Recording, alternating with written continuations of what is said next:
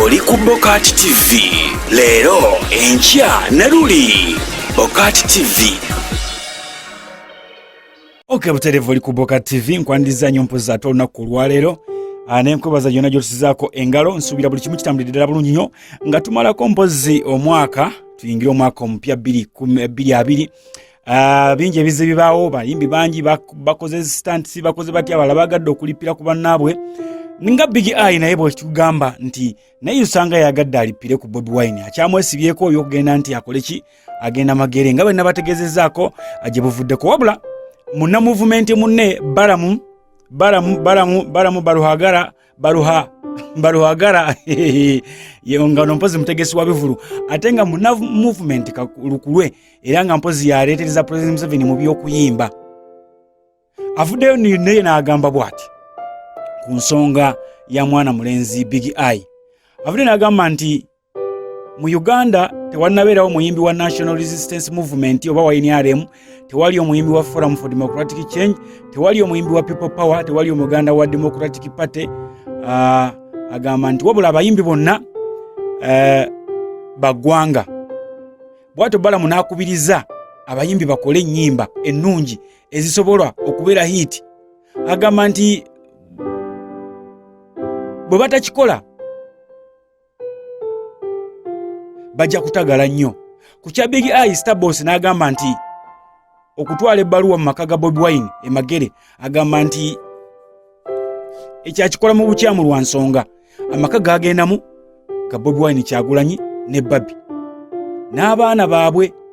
Kati okubeera nga mpozi abagendayo eri okubakyankalanya okubeera kulinyirira ddembe lya buntu.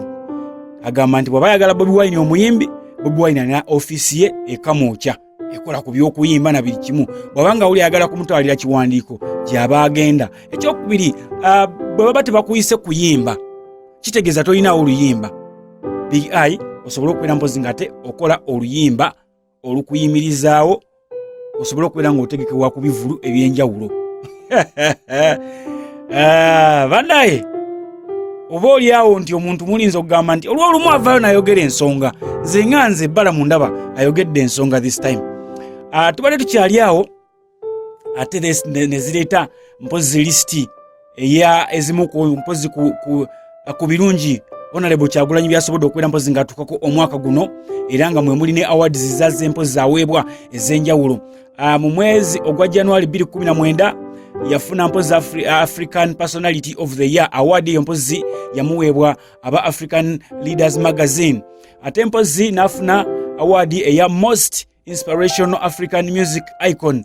Eyo mpozi ng'amuweebwa aba Rebel Salute, mpozi bano basangi ba Jamaica. Ate mpozi n'afuna award endala ey'okusatu ng'ali among the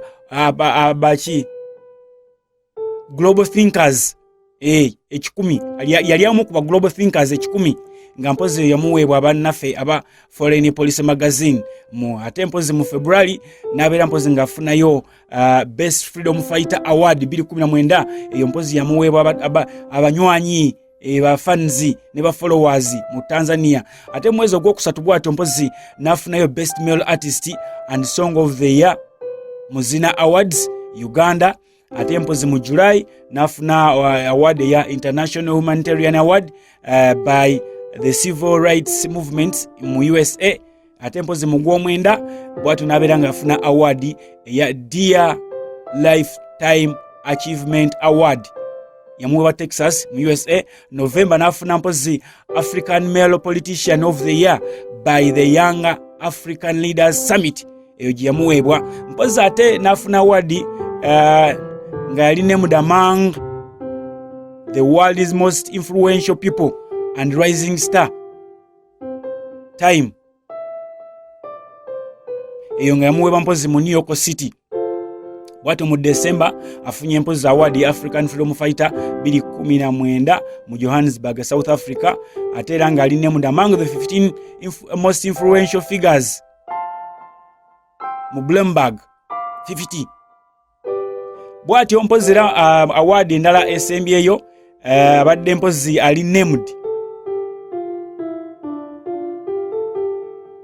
among the faces of the global black excellence mpozi bino zitegekebwa bannaffe aba by Face to Face Africa bw'atyo Kyagulanyi owa People Power bw'atyo bwasobodde okubeera mpozi ng'atuuka n'okufuna ebirabo eby'enjawulo omwaka guno gwennyini newankubadde nga baddewo okusoomoozebwa okw'enjawulo nga bwe muzze mu biraba. Tugamba nti tova ku BOCAT TV bwe tutyo bwe tukyaliwo. Oli ku BOCAT TV leero enkya ne luli BOCAT TV.